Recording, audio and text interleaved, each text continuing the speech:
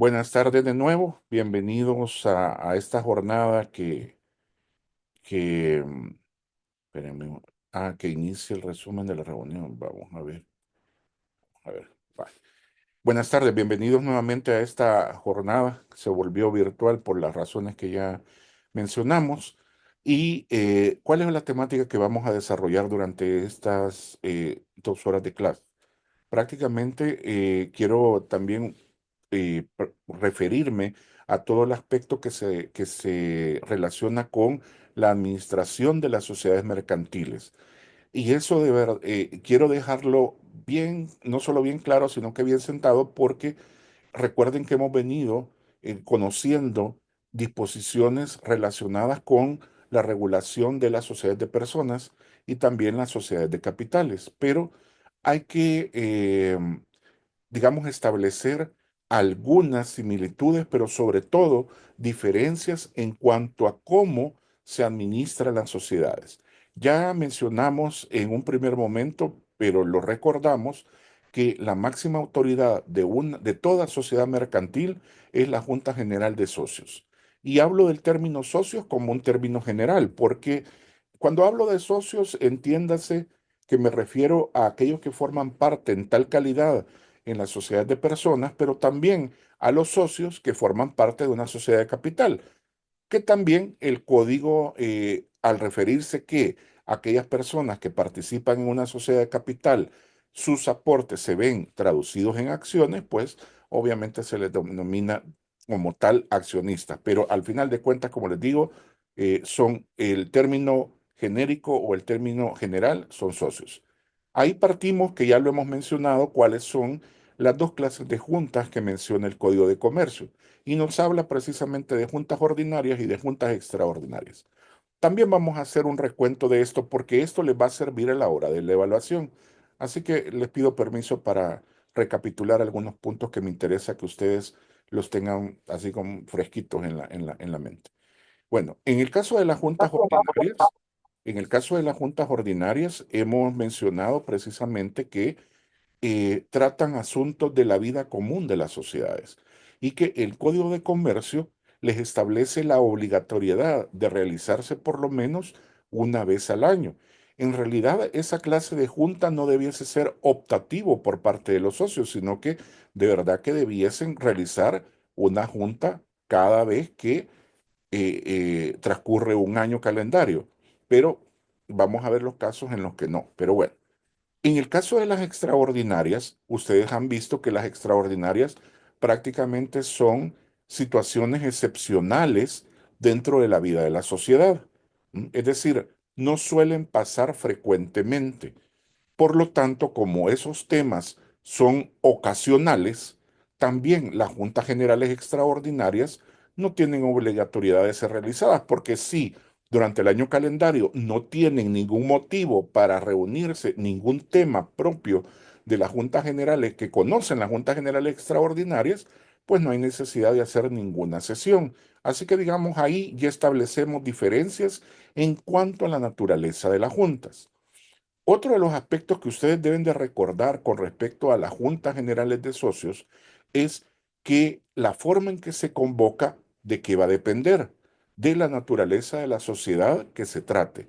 Y ahí por eso siempre los voy a invitar que cuando, por ejemplo, vayan a realizar alguien una sesión, una junta en medio de una sociedad de carácter colectivo, váyanse al código y vean la forma en la cual se debe convocar en una sociedad colectiva. Allá por el artículo 88, si la mente no me falla, dice precisamente que solo pasa por la citación escrita, nada más. No dice de ningún requisito, no dice de publicaciones, no dice de más formalidades que el enviar prácticamente una nota, una correspondencia y si se quiere tecnológicamente hablando, un correo en el cual prácticamente se está diciendo que se convoca a una junta. Si nos vamos a la sociedad de responsabilidad limitada, que también les voy a pedir un favor, cuando tengan presente ustedes una sociedad de responsabilidad limitada, no se dejen ir de una vez. Es decir, no se dejen ir con respecto a la regulación que o más bien solo la regulación que al respecto trae el Código de Comercio con las sociedades de personas, sino que váyanse al capítulo propio de la sociedad de responsabilidad limitada, porque como lo he mencionado, esta sociedad tiene algunas particularidades que le son propias. Entonces, cuando vean una DRL, por favor, vayan a revisar el código. Vayan a revisar el código. ¿Y por qué menciono esto? Porque vamos a establecer esta diferencia. Y vean ustedes, en una sociedad de personas, dice que la convocatoria se hace mediante esa cita personal, nada más, ¿ya? Pero cuando usted se va a la sociedad de responsabilidad limitada, a pesar que se trata de una sociedad que está dentro de la clasificación de las sociedades de personas, no basta la simple citación personal, sino que dice que debe ser citación personal escrita con acuse de recibo. ¿Ya? Y ahí marca una diferencia, porque una cosa es que yo solo mande la nota y no espere si me contestaron, si recibieron el mensaje o no, e igual puedo desarrollar la junta porque ya cumplí el requisito de la convocatoria a que me diga que en efecto debe haber el acuse de recibo es una comprobación de quien recibió el mensaje que realmente lo recibió. ¿Ya? Es como cuando ustedes se han dado cuenta que muchas veces hay plataformas, sobre todo institucionales, y donde ustedes lo estarán familiarizados con eso, de que, por ejemplo, el que envía el mensaje sabe cuando el otro ya lo leyó porque le aparece la notificación de leído. Le genera un informe de que ya fue abierto ese correo y que ya fue leído. Entonces, si nos vamos al parámetro de la tecnología actual, cuando habla de acuse de recibo, ya no solo hay que centrarse en aquello que mandaron una nota y que fírmeme de recibido en físico, sino también hay que considerar que hay otros medios por los cuales ahora se puede comprobar la recepción de un mensaje. Entonces, hay que tener claro eso, ¿ya? Si acaso no se tiene esa plataforma de que dice no leído, pues entonces habrá que pedirle dentro del mensaje que diga que ya lo recibió, ¿m? Para que esté plenamente convocado. Entonces, ¿qué es lo a qué vengo? Al hecho de que, en efecto, ¿verdad? La forma de convocar atenderá a la naturaleza de la sociedad que se trate. Vámonos a las sociedades de capital, que ya lo vimos también, pero ¿cómo se convoca? Dijimos, bueno, la convocatoria es a través de publicaciones en los periódicos. ¿Mm? ¿Cómo? La regla no se les olvide. Cuando hay alguna duda con respecto a la regla de las publicaciones, recuerden siempre el artículo 486 del Código de Comercio. Ahí establece la forma en que debe realizarse cada una de las publicaciones. Ahí es donde les dice que cuando el código hable de publicaciones, se referirá por regla general a que tiene que ser 3 veces en circulación nacional y 3 veces en diario oficial. Y un aspecto importante que consideren ustedes es que las publicaciones, como lo prescribe el 486, deberán ser alternas, no pueden ser publicaciones en días consecutivos. Tienen que mediar al menos un día, pueden ser 2, pueden ser 3 días los que entre una y otra publicación, que igual hay días de por medio, pero lo cierto es que consecutivamente en días calendario no se puede hacer la publicación. Recuerden ustedes que al final de cuentas el efecto de las publicaciones o la finalidad más bien de las publicaciones es dar a conocer la convocatoria y que prácticamente la mayor parte de los socios, si no todos, se den por enterados de que en efecto se va a instalar una junta que va a conocer de determinada agenda. Y que obviamente, ¿qué es lo que persigo? Que asistan. ¿Por qué? Porque para tomar decisión, primero, para instalar la junta necesito que llegue el quórum suficiente y para votar también necesito el porcentaje que me señala el Código de Comercio según el tema que se trate. ¿Ya? Entonces, por eso es el efecto de las publicaciones. Ahora bien, si hay, ya dijo la regla, ¿verdad? El 233 que ya le hemos mencionado. Si no hay publicaciones, la única manera de que pueda realizarse, lo dijimos claramente, es que estén presentes la totalidad de los accionistas Y otro requisito, no solo basta con que esté la totalidad, sino que todos aprueben por unanimidad la agenda. Si hay un punto de agenda en la cual no está de acuerdo, no se va a poder instalar la Junta y por lo tanto van a tener que realizar o realizarse las publicaciones de ley. ¿Ya? Entonces tengan presente que no es, y lo reitero y léase así, que estén presentes la totalidad de accionistas y que aprueben por unanimidad la agenda. La preposición que junta ambas condiciones dice y. Así como se acuerdan cuando vimos en los poderes, ¿verdad? Que dice otorgados por comerciantes y que contengan cláusulas mercantiles. Entonces, en este caso no dice, por ejemplo, que esté presente la totalidad de accionistas o que aprueben por unanimidad la agenda. No, dice y. Así que ambas condiciones deben de cumplirse para llevar a cabo la Junta sin necesidad de las publicaciones de ley. Bueno, eso, digamos, en el tema como repito, de las juntas. Ya sabemos entonces que, y aquí hay que tener cuidado también, porque situémonos en la sociedad de capitales y ya dijimos que el porcentaje de qué va a depender, de asistencia primero, va a depender de qué fecha de la convocatoria se trate. Las reglas de convocatoria están a partir del 240 del Código de Comercio.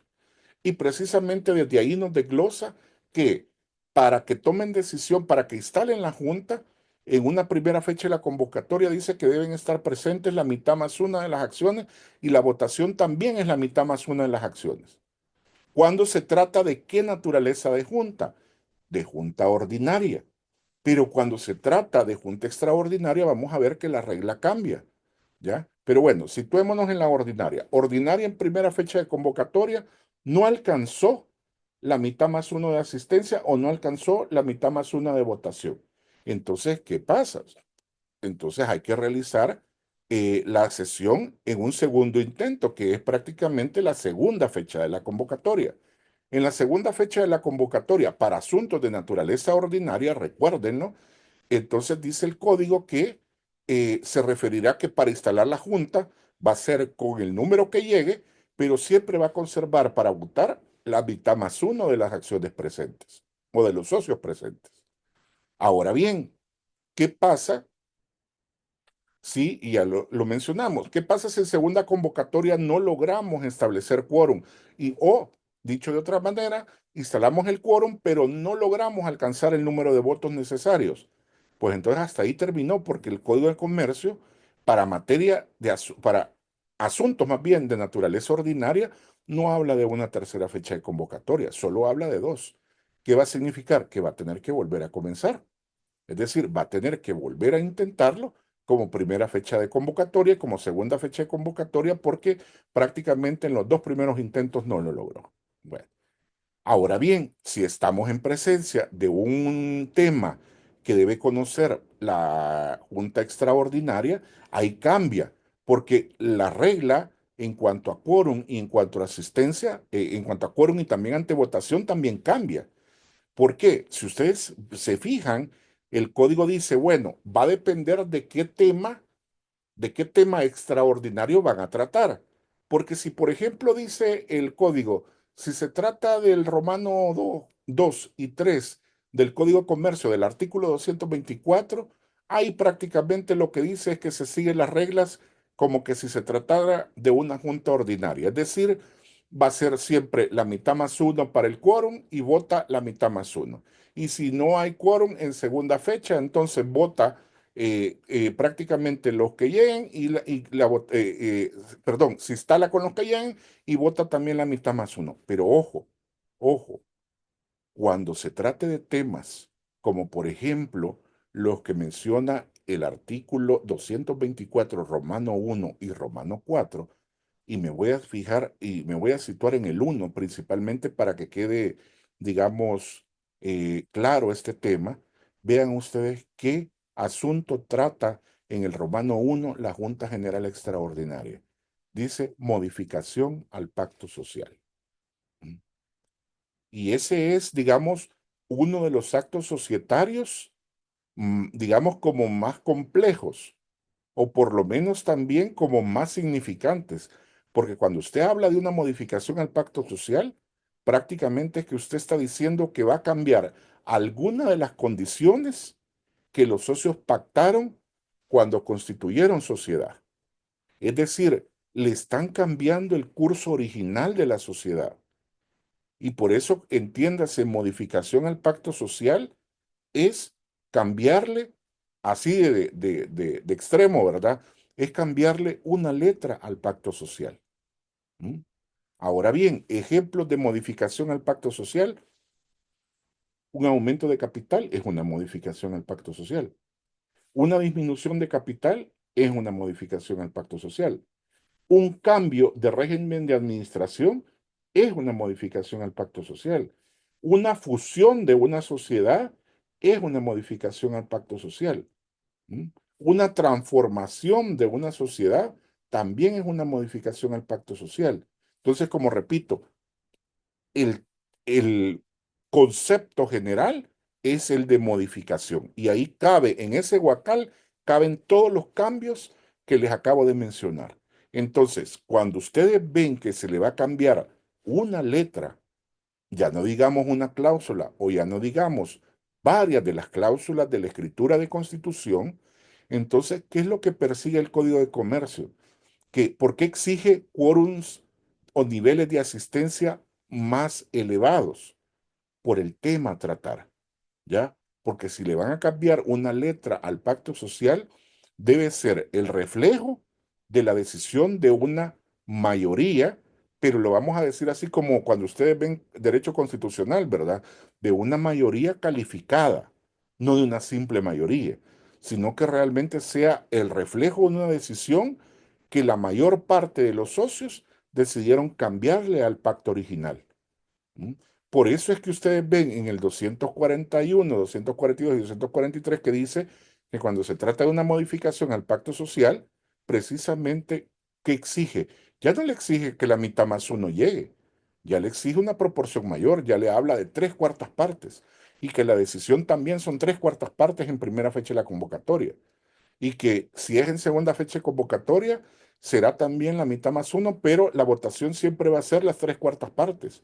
Y es más, una regla que no se les vaya a olvidar, por favor, nunca es que cuando ustedes hacen la publicación para la celebración de una junta general, ya que es una extraordinaria, porque es la que contempla o la existencia de una tercera fecha de convocatoria. Recuerden esto, hay una regla en el 243 del Código de Comercio que la tercera publicación tiene que ir separada. Es decir, en una misma publicación, es cierto, puede ahorrarse usted y decir que la primera fecha de la convocatoria es el 15 de mayo y la segunda fecha de convocatoria es el 18 de mayo.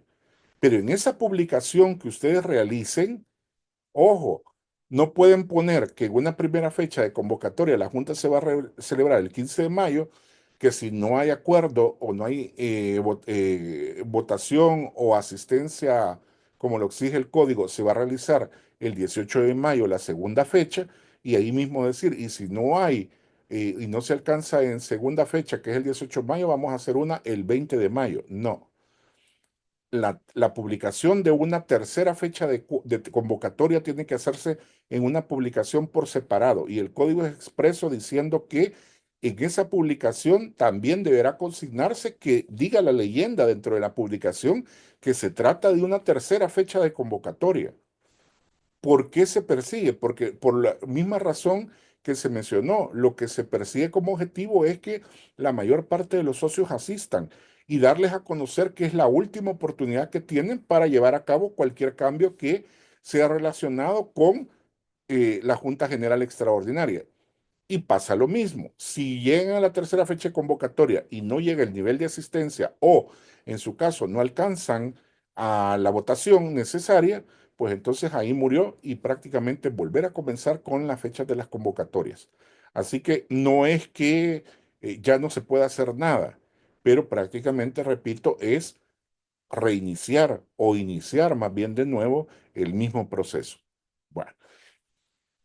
Partiendo de eso, tenemos ahora, digamos, como más elementos a considerar en la instalación de las juntas, que ya dije, son la autoridad máxima de toda sociedad.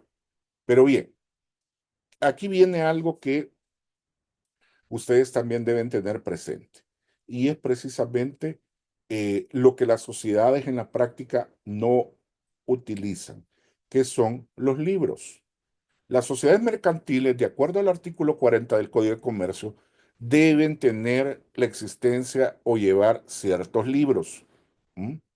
Y pasémonos entonces al artículo 40. Veamos qué libros son los que debiesen llevar las sociedades. Dice el artículo 40, y aquí lo voy a mencionar porque hay algo que los que ya son notarios o notarias deben de tener cuidado y los que están por serlo, tomarlo en cuenta a la hora de hacer uso de su libro de protocolo. Y ya voy a decir también por qué. Artículo 40 dice, todas las sociedades llevarán los libros siguientes. Uno, libro de actas de juntas generales en el cual se asentarán los acuerdos adoptados en las sesiones respectivas. ¿Mm? De las sesiones que acabamos de hablar, en la cual se instala el quórum y votan, precisamente es en este libro donde se va prácticamente a estampar por escrito cuáles son las decisiones que se tomaron. Dos, libro de actas de juntas directivas o consejo de administración según la naturaleza de la sociedad. Aquí parte, ese va a ser digamos, como el otro tema que vamos a ver ahora. Aquí parte porque recuerden ustedes que abajo de las juntas generales de socios están quienes administran la sociedad. Prácticamente son aquellos que se ocupan de desarrollar el diario vivir de la sociedad, el giro ordinario de la sociedad.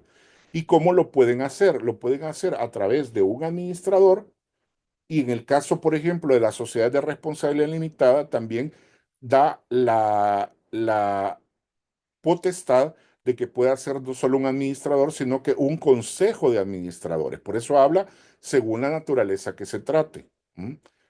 Entonces, por eso también hay que, como dije yo, hay que recordar cuáles son las disposiciones en torno también al tema de las juntas, tanto en las sociedades de personas, en las sociedades de responsabilidad limitada y en las sociedades de capital, para entender precisamente lo que dice el Romano 2 del artículo 40 de que es de acuerdo a la naturaleza de la sociedad que se trate.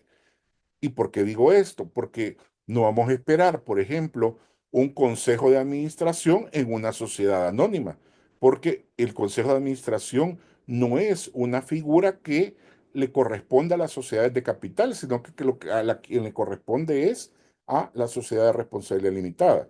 Pero si no nos recordamos de la disposición de la sociedad de responsabilidad limitada, podemos caer como en ese error. De ahí que, como siempre les digo, los invito a vayan a ver el código, no hay ningún problema. O sea, si nadie se puede las cosas de memoria, o también, aunque tal vez ustedes hagan uso, por ejemplo, del Código de Comercio, es mejor estar seguro para dar una respuesta correcta. Entonces, mejor ir a consultar si para eso están como fuente de consulta. Entonces, a eso se refiere el hecho de que también las juntas directivas, los consejos de administración o el administrador, que sea, aunque sea solo uno, también las decisiones que tome deberán asentarse en ese libro. ¿Ya? De ahí el tercero, que habla el Código de Comercio en el artículo 40, dice libro de registro de socios o de accionistas, también dice según la naturaleza de la sociedad.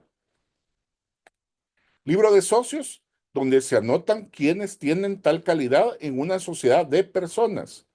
Accionistas, pues como ya lo dije y por eso empecé con ese tema, es también un libro donde prácticamente se registran, se llevan anotados los nombres de los accionistas que pertenecen a esa sociedad de capital. Entonces, independientemente de la naturaleza de la sociedad, lo que sí es claro es que debe haber un libro, ¿ya? Debe haber un libro que lleve la inscripción de esos socios. Y ahora el último libro, que ese lo podemos decir que a lo mejor no es que, no, que sea optativo, pero el cuarto solo será necesario si las sociedades están sujetas a un régimen de capital variable. Sabemos que las sociedades pueden ser de dos formas el capital, o pueden ser capitales fijos, como la sociedad anónima, por ejemplo, que es de capital fijo, o, por ejemplo, una sociedad puede adoptar un régimen que ya lo denominamos como régimen de capital variable. Si es así, recuerden ustedes lo que ya también les mencioné. El capital variable es por su naturaleza extremadamente fluctuante, cambiante. Entonces, para no tener que hacer modificaciones a pactos sociales, porque el variable puede amanecer con cierta cantidad en la mañana y perderla por la tarde, entonces, ¿qué implicaría? Estar haciendo escrituras de modificación dos por día, tres por día, cinco por semana. O sea, no tiene sentido. Pero en algún lugar habrá que inscribir, por decirlo así, o más bien anotar el cambio que ha habido. Y para efecto de ello es que existe también para las sociedades de régimen de capital variable un Romano 4 que es que lleven un libro de aumentos o disminuciones de capital variable. ¿Mm? Como les repito, no todas las sociedades lo deberán tener porque aquellas de capital fijo no lo van a llevar. Pero las de capital variable sí. Es como, por ejemplo, yo lo menciono también, ¿verdad? Que es como que, bueno, ahí tiene, antes, hoy creo que ya es menos o casi no se da, pero es como cuando usted iba a fiar a la tienda, pues, hoy las tiendas que ya no fían, pues, pero cuando fiaban, le anotaban en el cuadernito lo que usted pedía y después, pa, vea, le hacían el corte y ya, vaya, me debe tanto. O, por ejemplo, los que en alguna época nos pasó eso, que no nos alcanzaba para el pan con mortadela del colegio, también le fiábamos a la del chalet del colegio, pues, ya, y entonces nos anotaba, ¿verdad? Entonces igual, nos llevaba un registro de ello. Entonces prácticamente es eso. O también, ¿verdad? Yo me recuerdo que hay un señor, el señor, les voy a contar, el señor, de verdad, como dice, en la venta de lácteos en algunos casos es bastante buena. El señor este, Don Queso le dicen, porque vende queso, a veces no se llama así, pero Don Queso lo conocen todo. Pero usted lo ve, por ejemplo, el día tal, por ejemplo, no sé, ahora ya no le puedo el calendario, antes le podía el calendario, hoy ya no se lo puedo, pero por ejemplo decía, el día lunes usted lo encontraba en el Ministerio de Hacienda. El día martes, ahí en la fiscalía. El día miércoles en el CNR. Y en todo, o sea, él era institucional en todo y llegaba a cabal a la hora de almuerzo y en efecto, ¿verdad? Él le llevaba, ahí estaba el cuadernito de él y ahí estaba, va, duro blando, el coyolito, el fresco, el no sé qué, la crema y todo.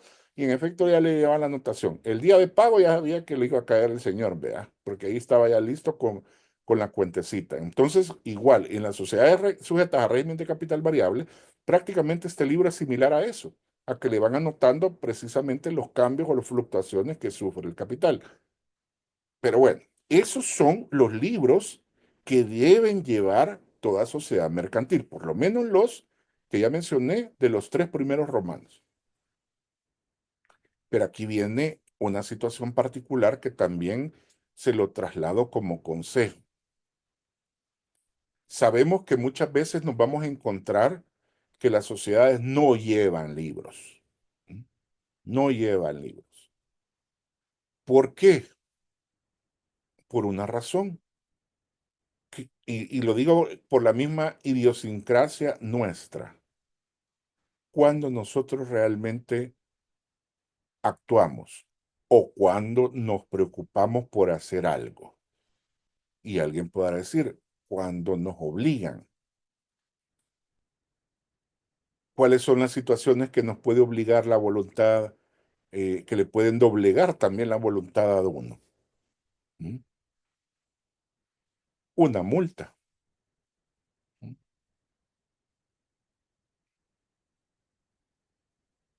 No me paso el semáforo en rojo porque conscientemente yo digo, si me lo paso puede ocasionar un accidente, o el primer pensamiento es, me van a multar.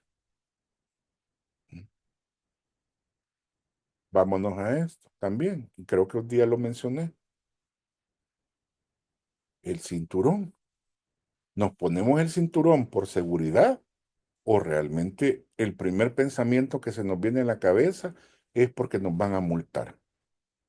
¿Mm? Exacto, cuando existen problemas. Alguien lo escribió. Y los problemas se traducen a que me ponen una multa, aparte que me voy a tener que bolsear, voy a tener que ir al banco a hacer efectivo el pago, etcétera, etcétera, etcétera.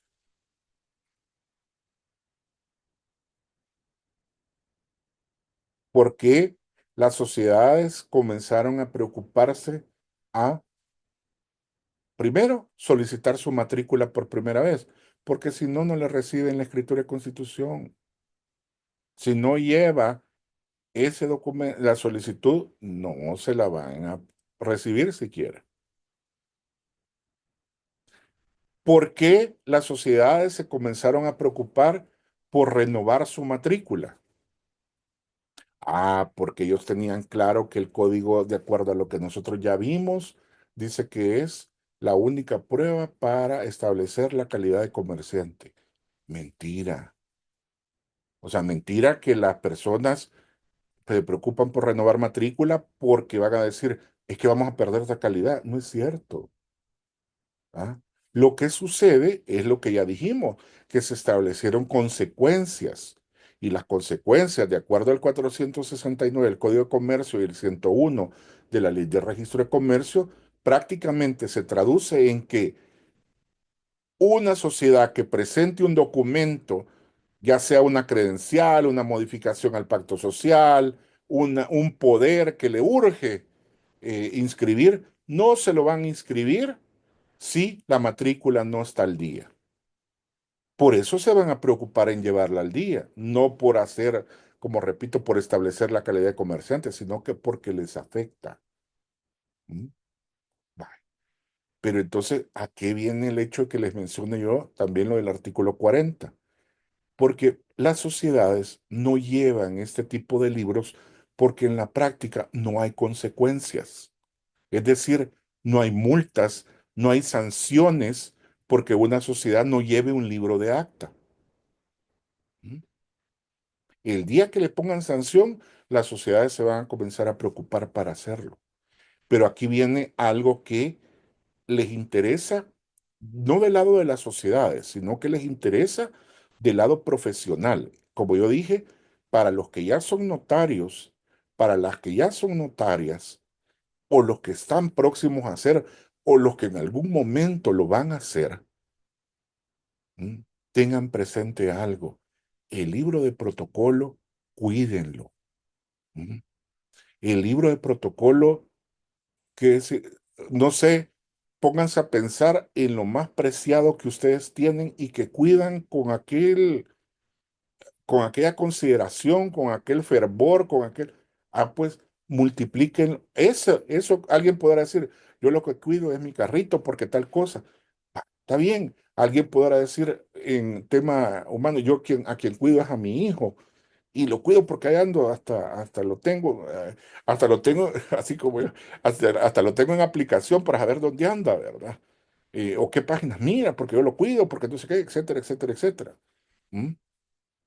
Ah, pues ese cuidado, ese esmero que ustedes le pongan, si es a libre protocolo, multiplíquenlo por 100 o multiplíquenlo por 1000. O sea, cuídenlo más todavía. ¿Mm?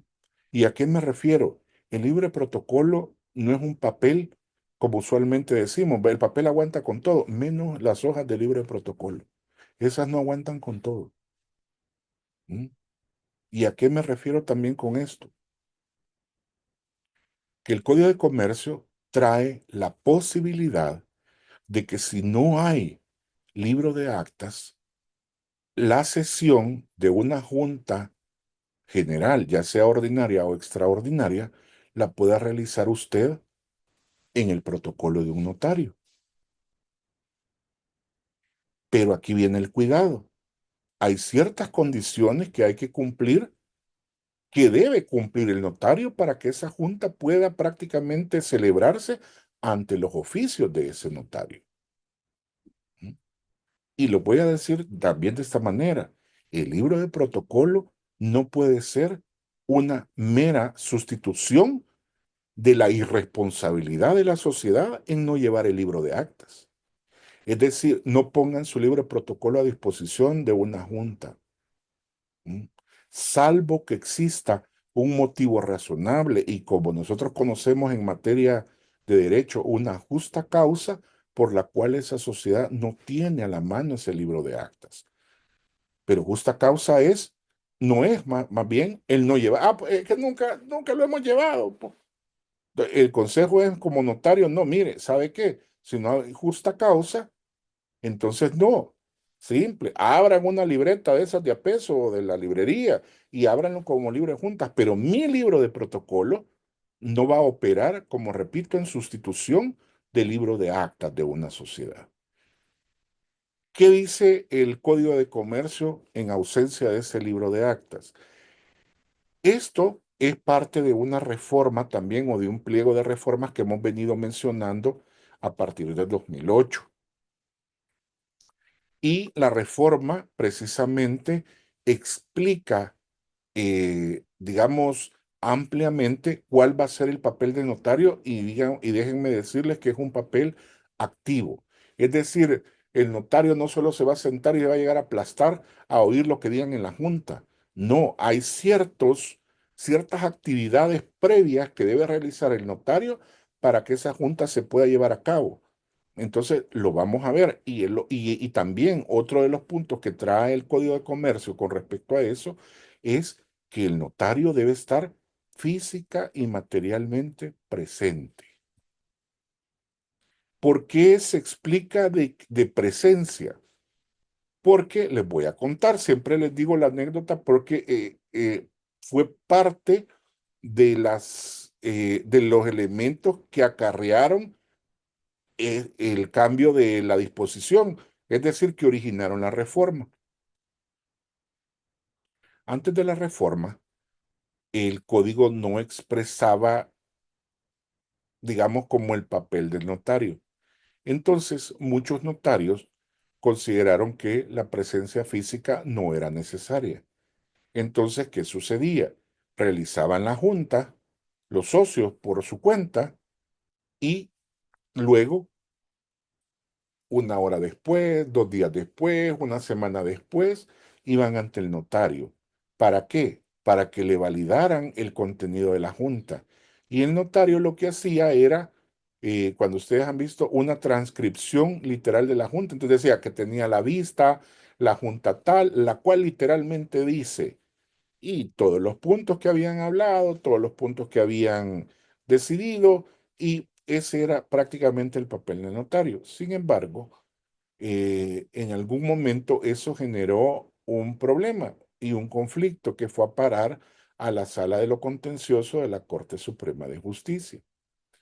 Y la Sala de lo Contencioso, en una resolución que emitió, si mal no recuerdo, la resolución es allá por el año 2006, estableció que, aunque el código no lo decía de forma expresa, estableció que la interpretación que se debía de darle a la disposición era que el notario debiese estar presente y que no solo se refería a una mera transcripción de la junta celebrada con anterioridad. Entonces, prácticamente al emitir ese fallo la sala, se comenzó en el registro de comercio a prácticamente a aplicar la sentencia de la sala. Y cuando llegaban casos en los cuales el notario no había estado presente dentro del desarrollo de la sesión, entonces prácticamente la decisión del registrador era denegar la inscripción de la junta porque obviamente no era un error subsanable, sino que tenían que realizar nuevamente la sesión y que el notario realmente estuviera presente. Entonces, ¿qué pasó? En el pliego de reformas del 2008 se aprovechó prácticamente ¿para qué? Para que se incorporara dentro de la ley secundaria, es decir, dentro del Código de Comercio, la explicación de la presencia y el papel que el notario desarrolla en ausencia de un libro de actas. Entonces, de ese, o más bien, ese es el motivo que generó esa reforma. ¿M? Porque hubo una situación, una problemática grave, sobre todo económica, que ocasionó el hecho de que el notario no estuviera presente. Y como yo lo he dicho, ¿verdad? Muchas veces nosotros como profesionales también, difícilmente, o a veces no sé si, sí, difícilmente, lo voy a poner así, no alcanzamos a leer jurisprudencia. ¿M? Entonces, decimos, bueno, si no alcanzamos a leer jurisprudencia, es más probable que todo profesional del derecho lea la ley secundaria que la jurisprudencia, aunque ambas cosas son importantes. Pero entonces traigámoslo a la ley secundaria y por eso la jurisprudencia, es decir, el fallo de esa corte, de esa sala, se incorporó como reforma en el Código de Comercio. Y entonces surge precisamente esta decisión de la participación del notario. ¿Y dónde vamos a encontrar eso?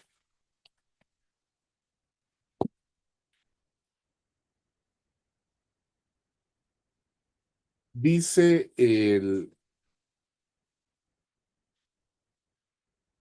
artículo 246 del Código de Comercio.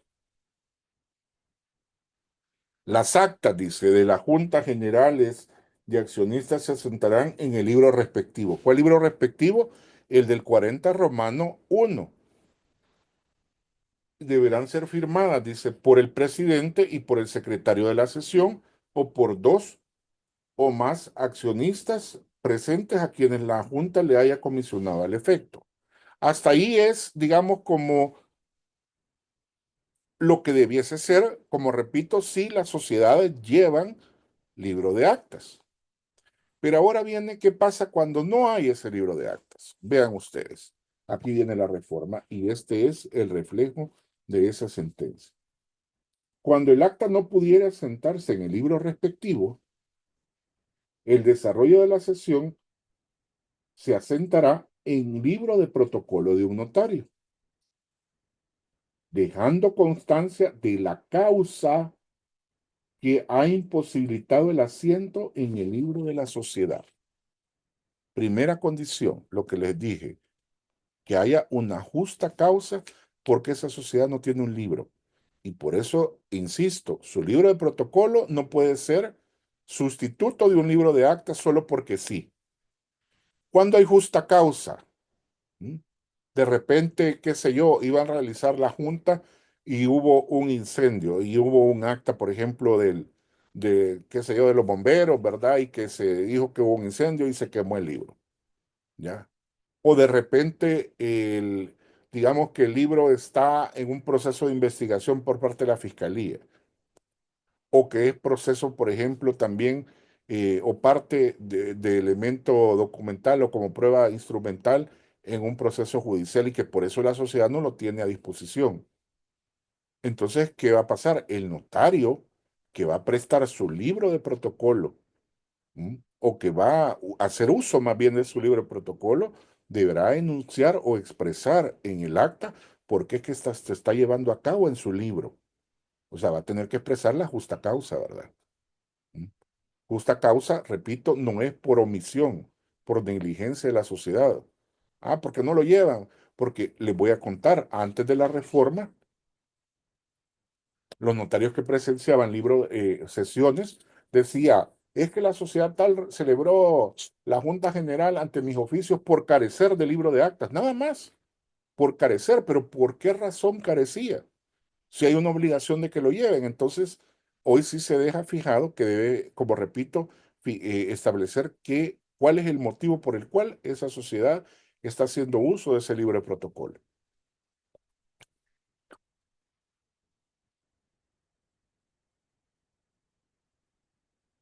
¿Qué más va a hacer el notario? El notario dice, presenciará. Desde ahí queda zanjado de que es necesaria su presencia. No es que la van a llevar la decisión de la Junta días después. Es necesario que materialmente, como repito, esté presente en la sesión. La sesión de Junta General debiendo relacionar, dice, la certificación del auditor externo en que conste la calidad de accionista o representante de las acciones de cada uno de los comparecientes. ¿Mm? Ahí es donde, insisto, ¿verdad? El papel de notario es activo, no solo se llega a sentar. ¿Mm? Tiene que comprobar a través de la certificación del auditor que en efecto los que están ahí son los socios de esa sociedad.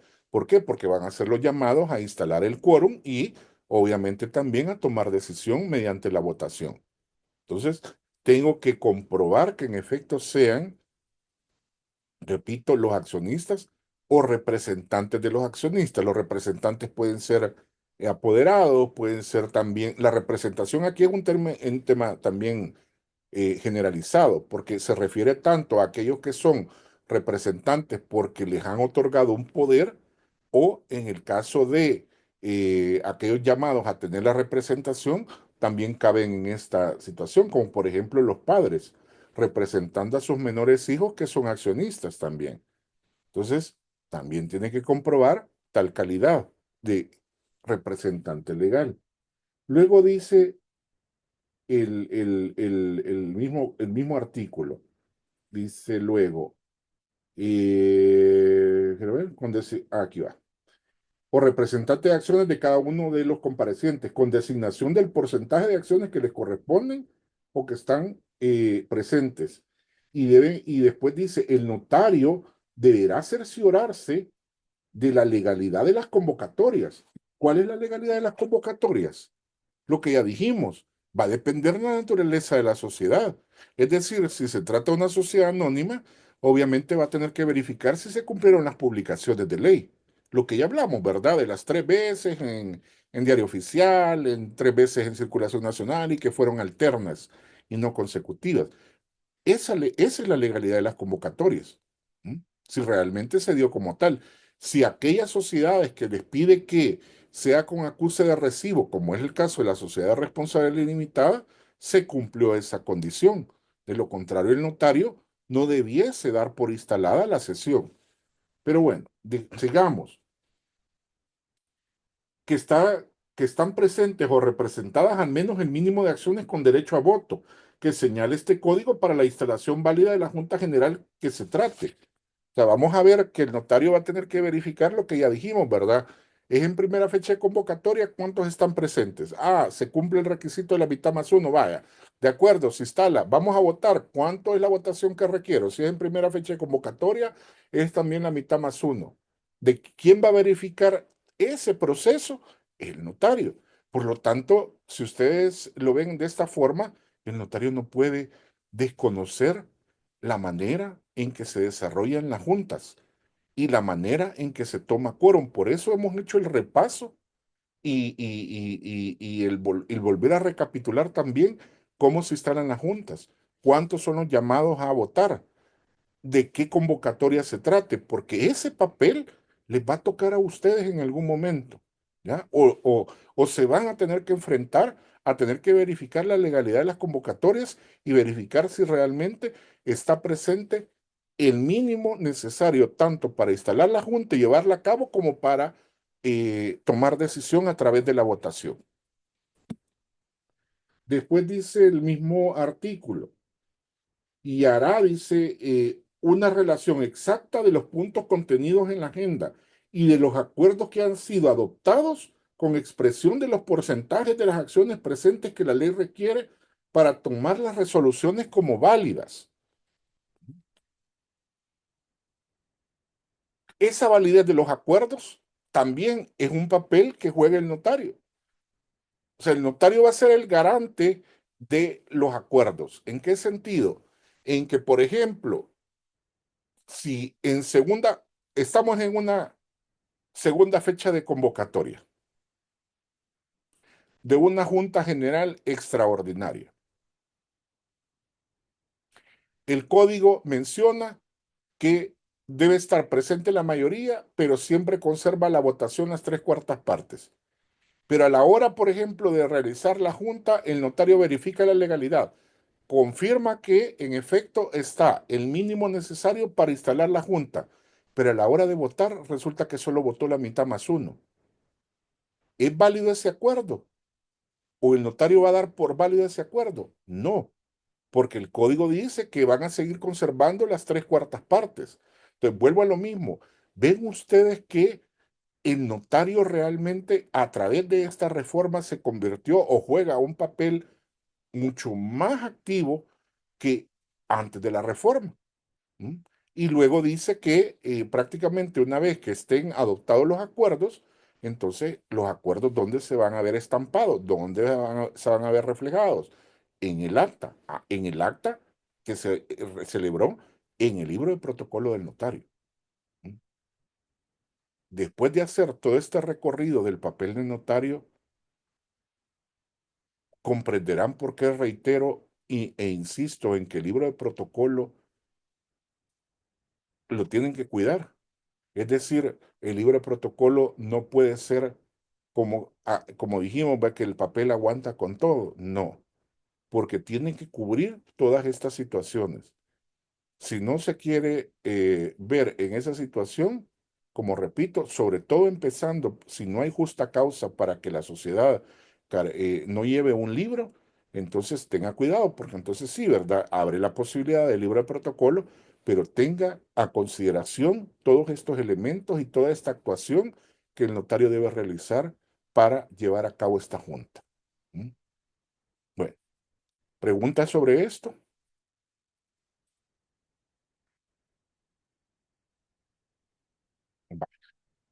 Basado entonces en que ya dijimos que la Junta General de Socios es la autoridad máxima, entonces pasamos al escalón abajo, pasamos a aquellos que prácticamente se encargan del desarrollo común, diario, del giro de cada sociedad, que es la administración. Y la administración, ya lo vimos también en sociedades de personas, pero fíjense que quiero volver a tocar un punto porque me enfrenté con una situación que, como yo también les traigo cosas que suceden en la práctica, traigo a cuenta una situación que me pareció curioso y que incluso lo abordamos hoy en la mañana, allá en Oriente. Resulta que durante la semana, en el registro de comercio, lo voy a decir así, en el oriente del país, vaya, para no señalar tampoco que Lique Escobar, dígame. Yo, yo tenía una pregunta. Dígame, por favor. Em, para el caso de estas actas que levantamos los notarios, Sí. ¿no aplicaría aquel artículo que permite que las sesiones se hagan por videollamada? Porque sí tendríamos que estar presencialmente reunidos con los clientes. Le voy a contarle, Escobar. Tiene razón, pero recuerde usted que debe haber, digamos, ahí prácticamente el notario tiene la verificación a la que se refiere el Código de Comercio tiene que ser con base al hecho de que la sesión pueda ser grabada y alojada en algún tipo de plataforma. Lo que no puede obviar el notario es prácticamente que tenga la constancia del auditor, porque eso le va a servir para saber si los que tiene prácticamente en línea son los socios que van a corresponder a tomar decisión. Y esto pasa porque recuerden ustedes que por tema del COVID se emitió un decreto que permite prácticamente realizar este tipo de juntas de manera virtual. Y les voy a contar que el decreto no ha sido derogado, entonces se sigue aplicando. Ya el Código de Comercio, incluso antes del COVID, porque esto ya lo traía el Código de Comercio en una reforma también que se hizo en el 2008, es que las sesiones de las juntas directivas ya se podían hacer por videollamadas o por cualquier otro medio tecnológico, con ciertos requisitos, porque decía que prácticamente tiene alguien que asentarlo por escrito. Entonces, haciendo el parangón con las juntas generales y basados también en el decreto del cual se habla, en efecto, lo que debe hacer prácticamente cuando se habla de presencia es, lo vamos a decir así, ¿verdad? Es que el notario también forme parte del enlace, del enlace de la junta. Es como que, lo voy a decir así, es como que el enlace que nosotros tenemos de Zoom, o sea, es como que yo dijera, todos los que tengo aquí en mi pantalla, todos están presentes. O sea, todos están siendo partícipes de la jornada de clase. Entonces, lo que no puede hacer, como repito, es que el notario, mira, fíjate que grabamos esta sesión, ¿ya? Y entonces venimos a que los puntos que se acordaron se alojen dentro del libro de protocolo. pero la presencia, como repito, es que el notario también participe del enlace donde se desarrolla la junta. Y ahí prácticamente cumple usted ¿cómo sí, cumple el requisito de lo cual se habla el código, ¿verdad? Así que ahí complementamos prácticamente el hecho de la presencia. ¿Sí? Maestro, pero a mí me diera miedo que en notariado me vayan a llamar la atención por no estar físicamente ante la Yo, presencia de los, sí, yo le, de yo los le puedo socios. entender eso, pero le voy a decir, vaya, le voy a contar esto, ¿verdad? Tiene razón, o sea, tiene razón, pero no hay ninguna prohibición al respecto. Es decir, el decreto existe y el decreto existe precisamente para que se realice de esa forma.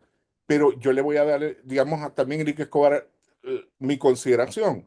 Es decir, si usted, como dice, tiene temor, nada es más fácil si usted no quiere echarse ese rollo, ¿verdad?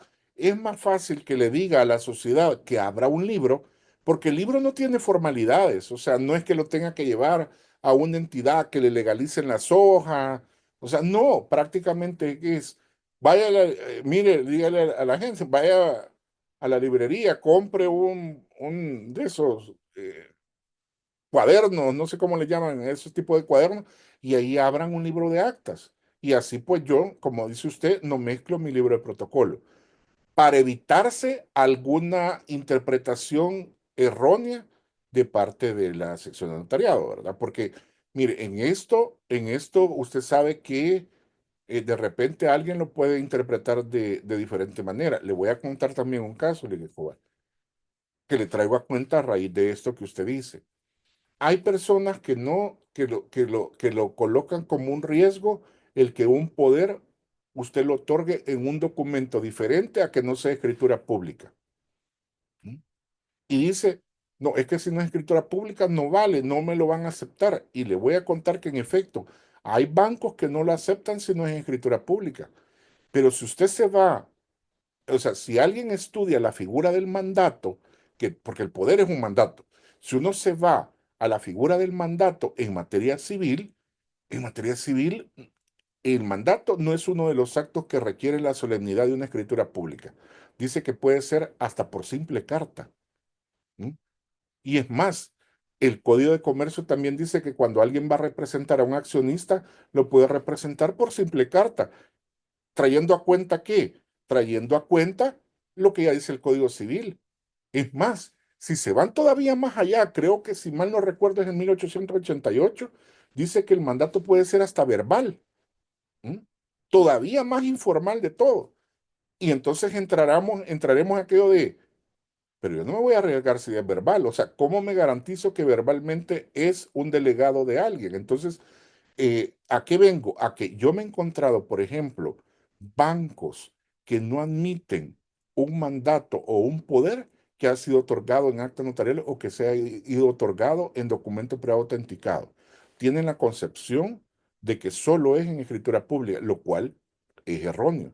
Entonces, si nos vamos al caso que usted dice, tal vez para evitar esa interpretación, en efecto lo podemos aceptar.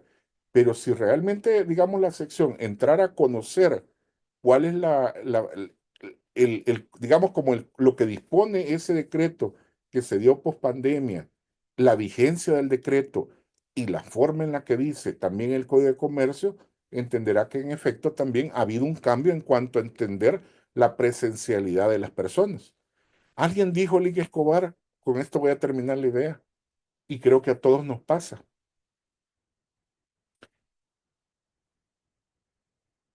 Cuando ahora nosotros decimos, "Ih, tengo rato de no saber de alguien"? Y cuando nos referimos a eso, hace 10 años era que no habíamos visto a esa persona por buena cantidad de tiempo. eh, no tuvimos ningún tipo de llamada, comunicación por carta, si se quiere, por telegrama, por lo que ustedes quieran. Pero yo de verdad no sé de esa persona. Vea lo que nos pasa ahora.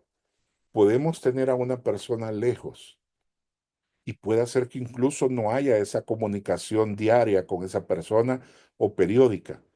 pero nosotros vemos lo que publica en redes, vea, y vemos que esa persona, hoy anda en tal parte, vea. Hoy dice que está haciendo esto. Hoy veo que subió un video de TikTok cantando. Hoy veo que, y usted a qué llega, a que dice, realmente siente que esa persona la tiene cerca, o por lo menos que sabe de esa persona y no la siente, lo voy a decir, y no la siente lejos. ¿Mm? Entonces, ¿qué es lo que nos ha hecho las redes? Que siente como que esa persona en su vida está presente, aunque físicamente o materialmente no lo esté, pues o no la vea. Así que digo esto porque la presencialidad debiese ser entendida en un término, por lo menos a nuestro tiempo ya tecnológico, de una forma más amplia. Pero bueno, como usted dice, puede pasar y si alguien no se quiere arriesgar, pues entonces repito, váyase que la sociedad y si no pueden abrir el libro, díganles, mire, compren el libro y yo les voy a hacer una apertura del libro, ¿verdad? Donde simplemente lo que va a decir que aquí se van a sentar las sesiones de las juntas generales, punto, ¿verdad? Y ya queda abierta y ahí simplemente se estampa, ¿verdad? Bueno, ¿preguntas? ¿Unas preguntas?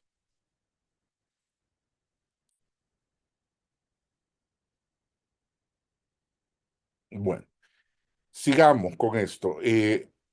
Si me permiten, si gustan, le damos de corrido hasta las 6, o sea, el receso. eh, Como empezamos un poco más tarde, el receso, si quieren, lo dejamos al final, así nos despedimos. ¿Les parece?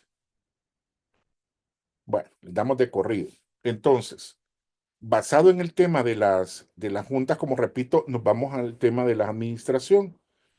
La administración, lo que hay que establecer en la escritura de constitución, como ya lo mencionamos, es qué límites van a tener los administradores.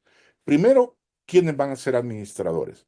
Segundo, cuántos van a ser administradores. Y tercero, cuáles son los límites de esos administradores. Y aquí surge lo que yo les digo. Hay un caso que sucedió durante la semana. Un colega me hizo llegar una observación que le hicieron por parte del CNR en en un documento mercantil.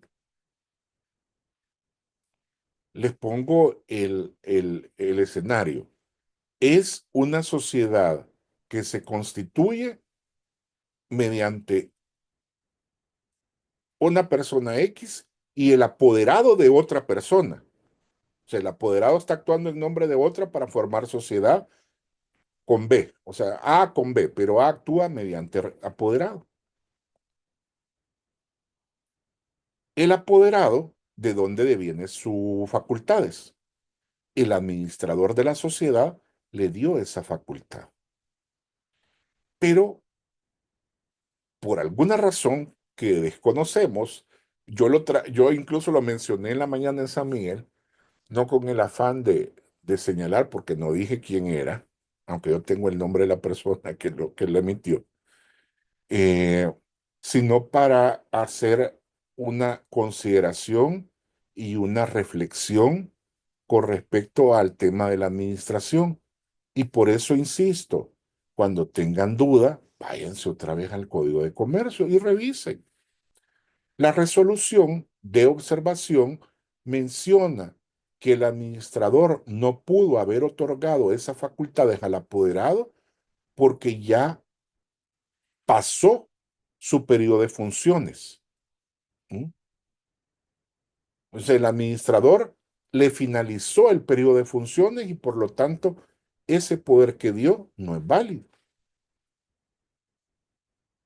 ¿Dónde comienza el error? El error comienza desde el hecho de que si nosotros nos vamos al régimen de administración de una sociedad de personas, porque eso es lo que se está creando, lo que se está creando es una colectiva, ¿m? Y de quien deviene el poder es el administrador de otra sociedad colectiva, partimos de algo. En la sociedad de personas, los administradores no tienen plazo de funciones. El plazo es indefinido. La única manera que tengan plazo de finalización de funciones es que en el pacto social lo haya dicho o se haya mencionado o expresado de que ese administrador tiene 5 años de vigencia su nombramiento. Pero por naturaleza de la sociedad de personas, en estas, las administradores, salvo como digo, que expresamente lo diga el pacto social, no tienen ningún plazo perentorio para terminar sus funciones. ¿Mm? Entonces, pudo haber extendido el poder porque se encontraba de forma indefinida. ¿Mm? Ese es el primero. Entonces, lo que se puede entender es que, en este caso, la persona que calificó el documento quizás confundió la sociedad colectiva con la sociedad anónima, donde en la sociedad anónima o en la sociedad de capital, ustedes saben que hay un plazo máximo de 7 años, pero aún así también hay un error, porque lo que el código también establece es que aquellas sociedades que el plazo de vigencia de los administradores se le haya vencido, ellos continúan en sus funciones. ¿Mm? No es que se les llegaron los 7 años y al 7 años un día ya no son administradores, siguen siendo administradores. El Código de Comercio les da una continuidad en sus funciones hasta que se elijan a los nuevos que van a fungir como tal. Entonces, ¿cómo es que le va a negar eh, la conformación de una sociedad, como repito, cuando el que está actuando con poder, viene de un administrador que está facultado por ello porque se encuentra en funciones? ¿Mm? Entonces, por eso también es la razón de ver esto del régimen de administración, ¿Mm? De retomar este punto y decir, miren, sociedad de personas, los administradores, el código no les pone un plazo de finalización. A los únicos que le ponen plazo de finalización es a los administradores de las sociedades de capital, no a las sociedades de personas. ¿Mm? Esa es una consideración en la práctica, como repito, también a tomar en cuenta. El otro punto es eh, sobre quién vamos a delegar el uso de la firma social. Sea, ¿quién va a hacer uso del nombre de la sociedad? Y ahí también, ¿dónde vamos a encontrar esa regla? En la figura quizás, el instrumento más importante de la vida social, que es la escritura de constitución. La escritura de constitución, en efecto, va a determinar hasta dónde va a llegar o cuáles van a ser los negocios para los cuales el administrador va a estar facultado para ello. ¿En qué casos puede hacer uso del nombre de la firma? ¿En qué casos puede representar a la firma? ¿Mm? Representación que puede recaer en una sola persona o en varias personas. ¿Quiénes lo van a decir? Los socios. Otra vez, ¿verdad? La autoridad máxima de la sociedad conformada en la Junta General de Socios. En el caso de las sociedades de capital, la única diferencia, porque en realidad también puede ser un administrador o pueden ser, como dijimos, junta directiva. Y si es junta directiva, determinemos a quiénes les vamos a facultar como socios la representación de la sociedad y el uso de la firma también de la sociedad. Nosotros en una junta directiva podemos ponerle los nombres que querramos, que director presidente, que unos le ponen otro tipo de nombres más estrambóticos, ¿verdad? Pero el nombre que le quieran poner. Pero si le pongo, por ejemplo, presidente, secretario y síndico, voy a determinar a quiénes le voy a dar la representación legal. ¿Se la puedo dar a los tres? Sí. ¿Se la puedo dar solo a uno? Sí. ¿Se la puedo dar a dos? Sí. ¿Quién lo va a decidir? La Junta General de Socios. ¿Cuándo? Cuando realizaron la escritura, cuando redactaron o expresaron su voluntad en la escritura de constitución. Lo que tuvo que haber hecho esta persona del registro es, aparte de ir a leer el código, que ya lo hemos, por eso lo repetimos a cada rato, es determinar, o sea, ir a revisar el pacto social y determinar qué facultades tenía el administrador. ¿M? Y si en efecto estaba nombrado por un tiempo indeterminado. con eso ya tenía la respuesta para solventar el caso. Pero si no se fue a calificar viendo la escritura de constitución, no va a poder descubrir cuáles son las reglas que pactaron originalmente esos socios. Por eso la importancia de la escritura de constitución. La escritura de constitución es su brújula. Cuando ustedes les presenten cualquier cambio, como dije, que se le vaya a hacer a la sociedad, lo primero que pidan es la escritura de constitución. Y también, ¿verdad? Si han tenido algunos cambios posteriores, pidan los otros cambios, porque recuerden ustedes, algunos ya habrán oído de esto. Algunas sociedades tienen escritura de constitución y tienen modificaciones. Y tanto el pacto social lo conforma la escritura primera de constitución y las otras escrituras que han tenido o que reflejan esas modificaciones. Pero también algunos notarios, y con justa razón, pueden ofrecer algo que ustedes lo van a conocer como incorporación de texto íntegro. ¿Qué significa?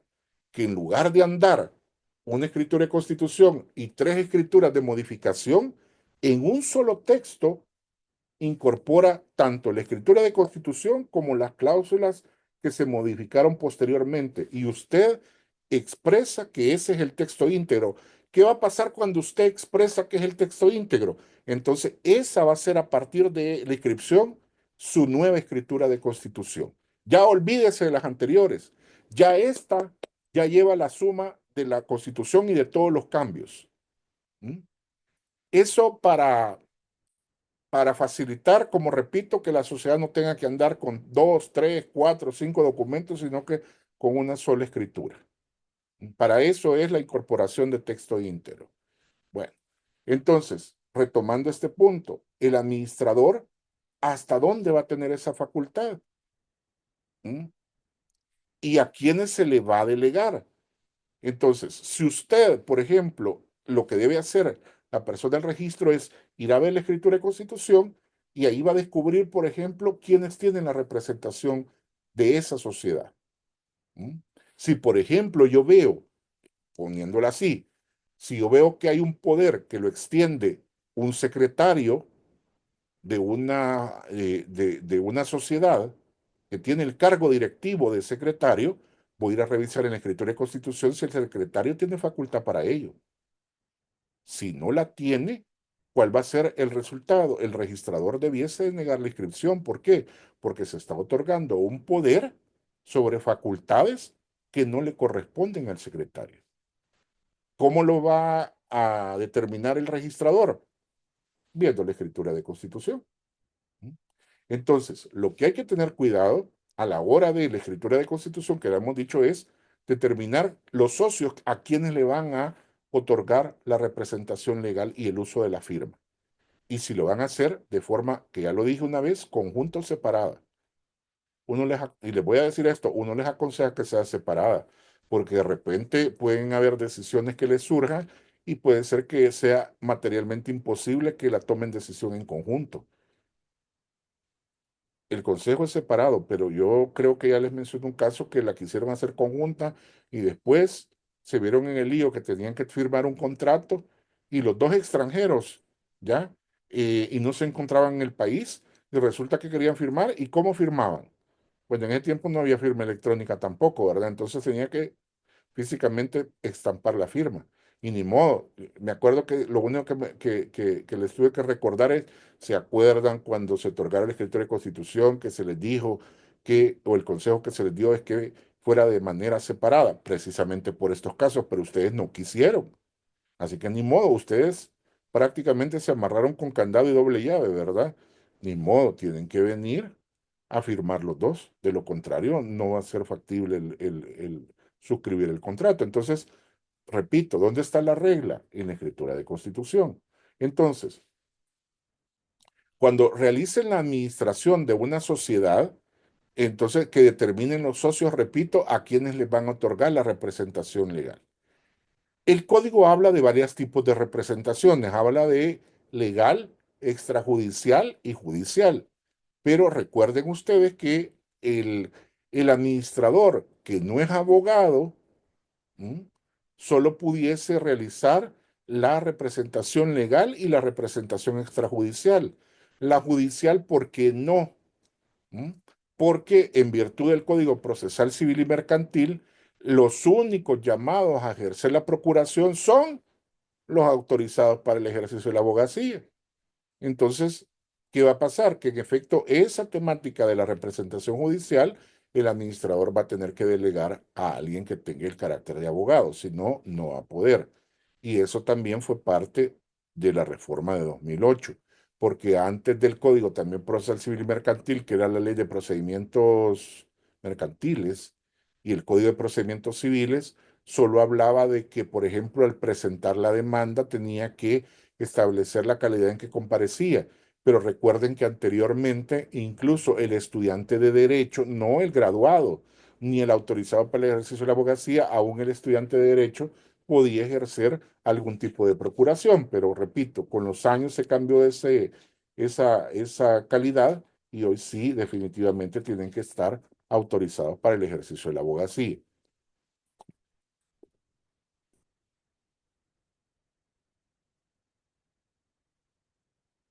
Así que en el tema de la administración, como ya dijimos, estos forman un órgano interno de la sociedad que tienen una característica también peculiar, y es el hecho de que estos pueden ser removidos. ¿Quiénes lo pueden mover?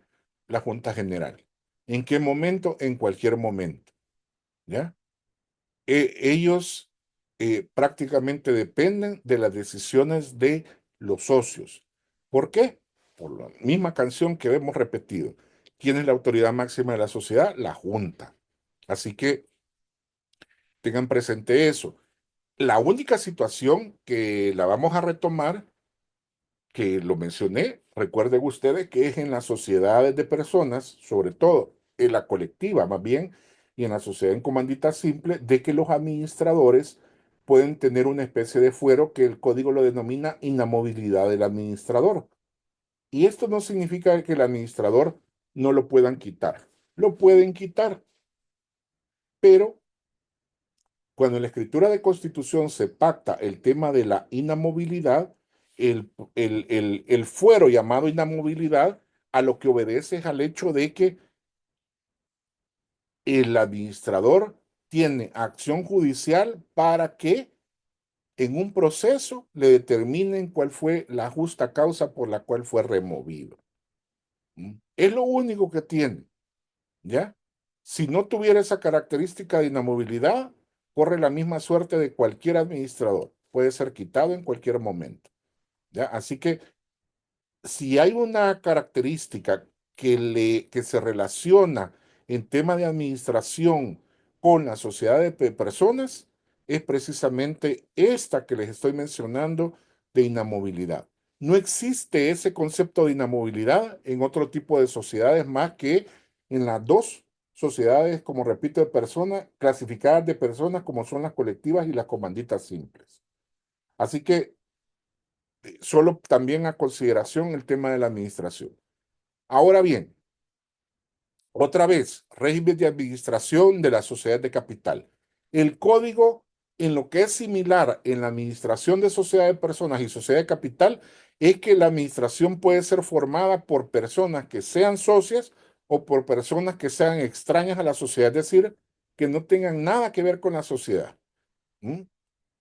Esa es la similitud que tienen, pero la diferencia que tienen, que es lo que ya mencioné, es que en el tema de la sociedad de capitales, las administraciones sí tienen un periodo máximo de fusiones que son los 7 años, ¿ya? Eso que no se les olvide. Y otra cosa que quiero que no se les olvide, que también, como ya lo mencioné en el caso que la Liga Escobar decía, el tema de la interpretación también que se le puede dar algunas disposiciones, es esta.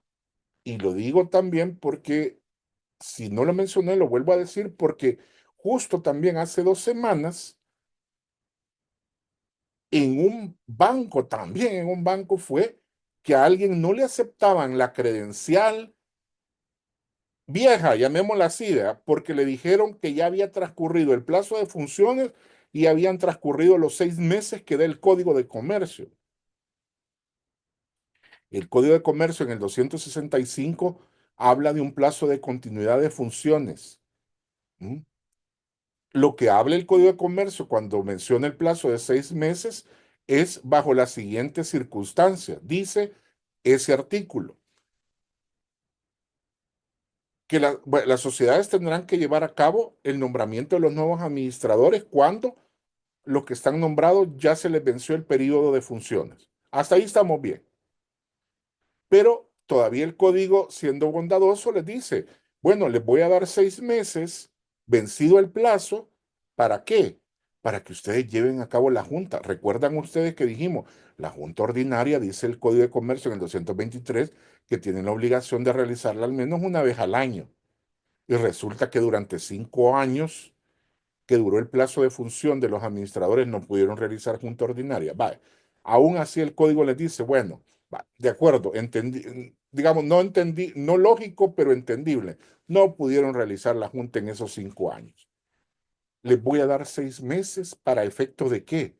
De que realicen la junta, para que la junta trate el qué, el nombramiento de los nuevos administradores. ¿Mm?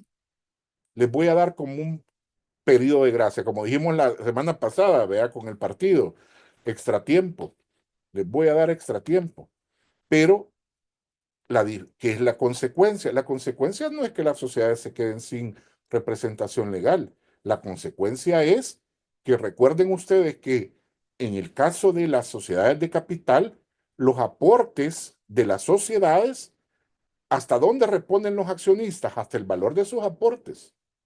¿Mm? Hasta ahí llega. Pero el código les da una consecuencia, un castigo por haber transcurrido los 6 meses. No dice que la sociedad se quede sin representación, lo que dice que esos socios en una sociedad de capital ya no van a responder hasta el valor de sus aportes, sino que pueden responder hasta de forma personal por los daños que hubieran ocasionado por la falta de elección de los nuevos administradores.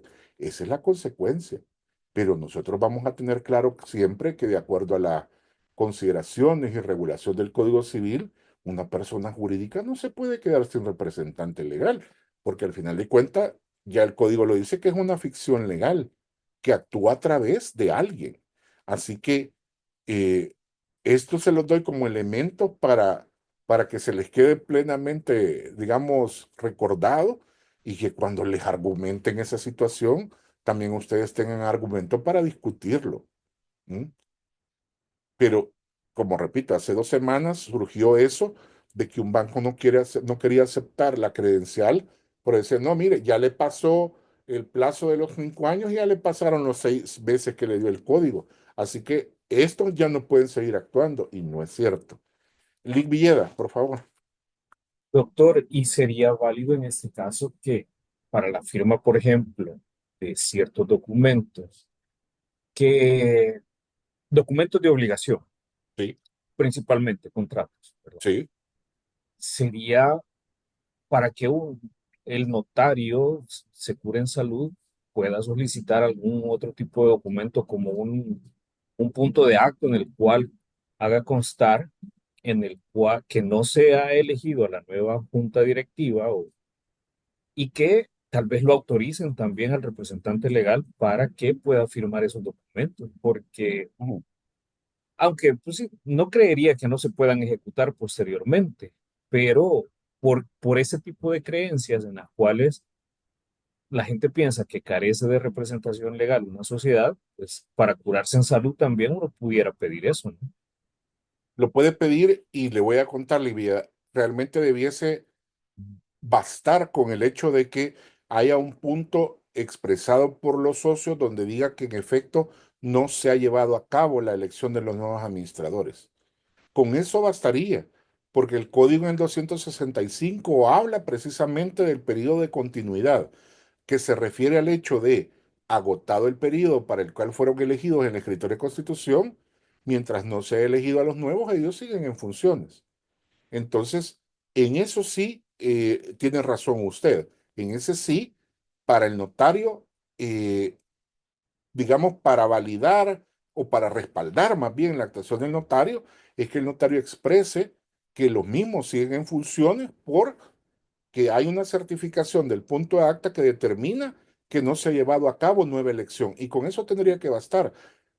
Ya si usted quiere, póngale más cosas como usted dice de que aún así lo autorizan, pero no lo veo a mi juicio tan necesario para la función notarial, ¿verdad? Lo que sí veo necesario es que el notario realmente tenga un respaldo de que los fulanos, a pesar que se les ha vencido el plazo de funciones, siguen como tal porque no han elegido junta y eso lo tiene que informar precisamente el representante legal, ¿verdad? Y usted lo relaciona.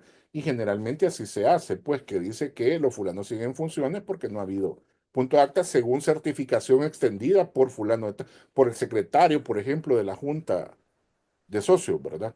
En eso sí le tomo la palabra que debiese ser así. ¿Alguna otra pregunta?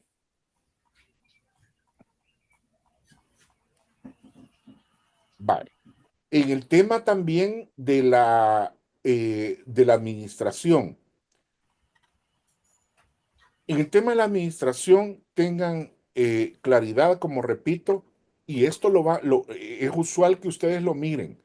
Puede ser que una, un administrador o una junta de administradores o junta directiva, en el caso de las sociedades de capital, puede hacer que la nombren y a la semana estén nombrando otro.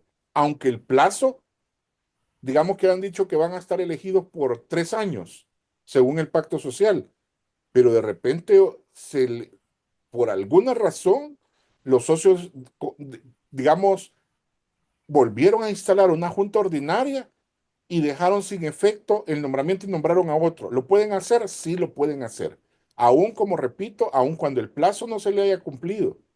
¿Por qué? Porque al final, insisto, ¿verdad? Ellos son autoridad máxima, ¿ya? En el caso, sobre todo de las sociedades de capital, no hay factor de inamovilidad. ¿Mm? Simple, los quitan a la hora que ellos quieren. A veces ha pasado, fíjense que les cuento, a veces ha pasado que asociaciones, por ejemplo, más bien sociedades, más bien de transportistas, presentaban la credencial de una ruta de buses y a la semana siguiente presentaban otros. Y claro, los primeros decían, no, mire, esa junta que instalaron no es válida porque nosotros somos los verdaderos. Pero ese ya no es problema del registro. Ya el registro, si ve la credencial y reúne los requisitos de calificación, lo va a o sea, lo va a inscribir, aunque una semana antes haya inscrito la anterior junta directiva. Al final, lo que el registro va a quedar simplemente es como una instancia donde hay dos documentos inscritos y quien va a determinar la legalidad de la junta real va a ser un juez. Ya el registro ahí no tiene vela. El registro prácticamente ahí, como repito, solo se vuelve en una fuente, llamémoslo así, probatoria, donde el juez va a tener a la mano, a la vista, las dos inscripciones y va a determinar cuál queda sin efecto. Así que no se vayan a sorprender porque eso también suele pasar y no solo en asociaciones de transportistas, sino también de repente hay sociedades colectivas que como son las sociedades colectivas, recuerden ustedes que son por naturaleza a veces comúnmente formadas por familia, ¿ah? A veces entre las familias hay problemas y de repente, y sobre todo en sociedades que son varios los que la conforman, ¿verdad? Entonces de repente podemos encontrar que nombraron cierto administrador y a la semana siguiente otro y los primeros se pelean con los segundos. Esto suele suceder sobre todo en sociedades colectivas de varias personas. Cuando hablo de varias personas, por lo menos son más de cinco. Y sobre todo sucede cuando en realidad los socios no son los originales. Es decir, prácticamente los socios actuales son como herederos de los fundadores, llamémoslo así, ¿verdad? ¿Y qué es lo que pasa? Entre los fundadores eran hermanos, por ejemplo. Entre los fundadores eran los que conformaron esa sociedad colectiva, eran hermanos, ¿ya? Hermanos, si se quiere, hasta más, del mismo papá y de la misma mamá, ¿verdad? ¿Mm? Pero ¿qué pasa 20 años después? ¿Mm? Las generaciones son distintas. Ya los socios, incluso los fundadores, ya no son, ya no existen, ya murieron. Y los que están ahora ya son nietos de los fundadores. Y entonces ya no hay una relación de hermano a hermano, sino que a veces son entre primos, entre el primo y el tío. Es decir, ya hay como no hay un vínculo inmediato, ¿ya? Y entonces es más difícil porque ya a veces es materia compleja el que se pongan de acuerdo. Porque a lo mejor usted con su hermano se puede entender. A lo mejor usted con su papá se puede entender, pero con los primos ya hay una distancia, si se quiere, colateral, ¿verdad? Eh, con los tíos también ya hay una distancia colateral, ya no es inmediata. Entonces, en efecto, estas circunstancias de la sociedad colectiva, en cuanto a los cambios que se puede dar, se puede volver complejo, sobre todo cuando ya han pasado varias generaciones. Por eso es que también hay que tener cuidado qué es lo que estipularon los socios fundadores, porque las reglas van a seguir siendo las que establecieron en la escritura de constitución. Yo les mencioné que también hay un caso que nosotros vimos en Santa Ana el año pasado fue, y estoy hablando cabal, que los socios ya son nietos y bisnietos de los socios fundadores. O sea, sí tienen un grado de parentesco, pero ya el parentesco ya no son, como yo lo dije, de hermano a hermano, algunos son primos. Y primos como nosotros conocemos, vaya, no son primos hermanos, sino que primos en segundo grado. O sea, ya pasaron varias generaciones. Entonces, de repente, incluso para nombrar administrador, eh, costó que se pusieran de acuerdo. ¿Y saben en qué otro punto fue difícil que se pusieran de acuerdo? Se decidió quién iba a presidir la sesión y se decidió quién iba a ejercer la labor de secretario para el levantamiento y redacción del acta. Y lo hizo. Pero ¿saben qué pasó?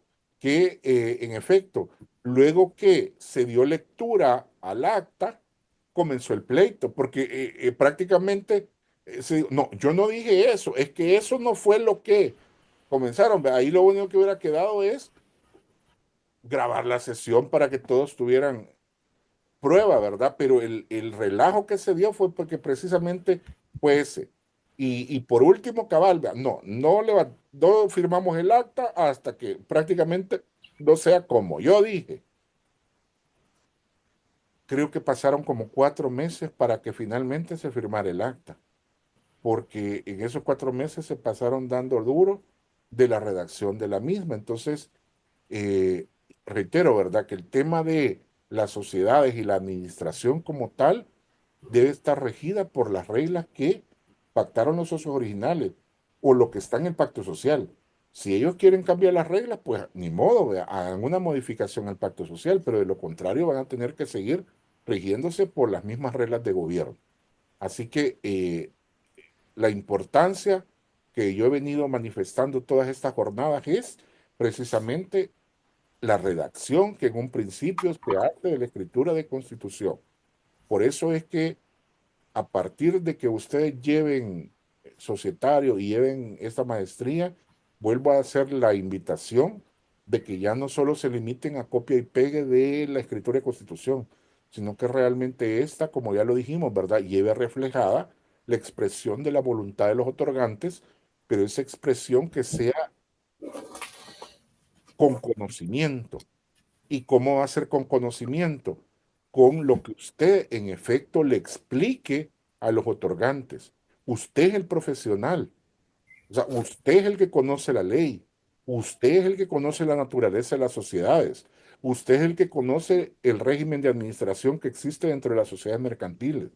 ¿Cuáles van a ser las limitantes que van a tener los administradores? ¿Mm? Así que eso es importante que ustedes siempre lo tomen en cuenta. Dice alguien aquí, quiero ver que no alcanzo a leer, alguien escribió. ¿Quién puede, dice, ver su mensaje? Ah, perdón. Tres, no, déjenme ver. Para dejar sin efecto un acta de junta directiva, basta únicamente no firmarle y redactar que está suspendido o cancelada. En efecto, si al final no firma, emita una razón en la cual se dice que esa no fue firmada porque incluso se retiraron o porque alguien se negó a firmarla y queda constancia de eso. En efecto, así sucede. Así sucede. Así que a considerar, como repito, cuáles van a ser las reglas que establecemos de acuerdo a la escritura de constitución. ¿Hay preguntas sobre la administración de sociedades?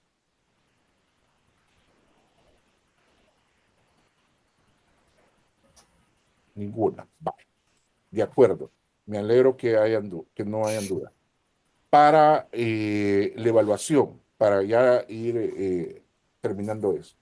La evaluación es así de fácil, ¿verdad? De la primer tema visto en la primera jornada hasta lo que hemos visto hoy. Favor por también el material de lectura que se aloja en la plataforma, ¿ya?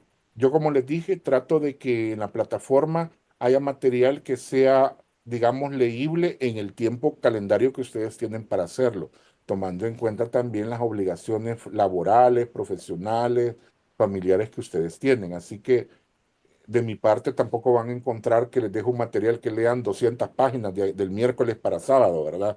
Porque materialmente no es posible hacerlo. Así que en eso sí, tómenlo en cuenta. También voy a alojar una presentación ya actualizada de los temas que hemos visto, que también les puede facilitar a ustedes a la hora de ubicar algunos temas dentro de la evaluación o también para las clases que hemos visto y las clases posteriores. Así que si no hay preguntas del material o de los temas a tratar, prácticamente entonces hemos visto los requisitos de validez de los actos jurídicos, hemos visto el tema de los requisitos de la escritura de constitución, hemos visto las disposiciones relacionadas con la sociedad de personas en cuanto a la administración y en cuanto al tipo de responsabilidad y los aportes. Hemos visto también los temas de régimen de administración. Hemos visto la forma de convocar a las juntas, ya sea ordinarias, extraordinarias, cuáles son los temas que trata cada junta. Así que prácticamente sobre eso va a rondar la evaluación. La evaluación normalmente cuando pregunten trae preguntas, digamos, teóricas para que ustedes la desarrollen y trae un caso que es la aplicación precisamente de conocimientos y que ustedes den solución al caso. Así que nada del otro mundo, así, nada complejo, nada del otro mundo, solo es que, por ejemplo, el caso, lean el detalle.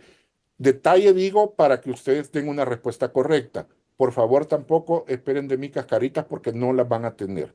O sea, aquello que nosotros conocemos como que, este lo puso así con tal de...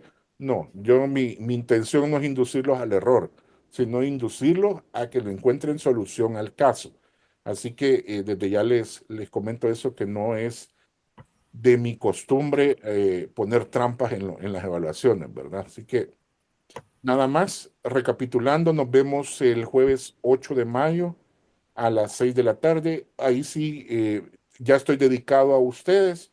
Yo me voy a unir allá por las 5:50 para esperar los que lleguen a las 6 y ya ustedes puedan, como les digo, iniciar el trabajo en grupo. Doy las indicaciones generales, comienzan a trabajar en grupo. Yo me quedo para cualquier pregunta y luego ya los dejo para que ustedes tranquilamente puedan desarrollar el examen hasta que termine el día. ¿Algún interrogante? Si hay alguna que surja del material, escríbanlo ahí con un mensaje en la plataforma que yo con gusto lo respondo. ¿Algo más? Nada. Bueno, bueno, gracias de nuevo por la paciencia. Yo sé que de forma virtual también es un poco tedioso, complicado y a veces hasta aburrido, pero espero de verdad, como les digo, poderles facilitar herramientas que les puedan servir. Bueno, que descansen, feliz fin de semana y nos vemos el jueves entonces. Cuídense mucho, Gracias, doctor. igualmente. Gracias, Gracias, doctor. doctor. A la Igualmente, hora. feliz fin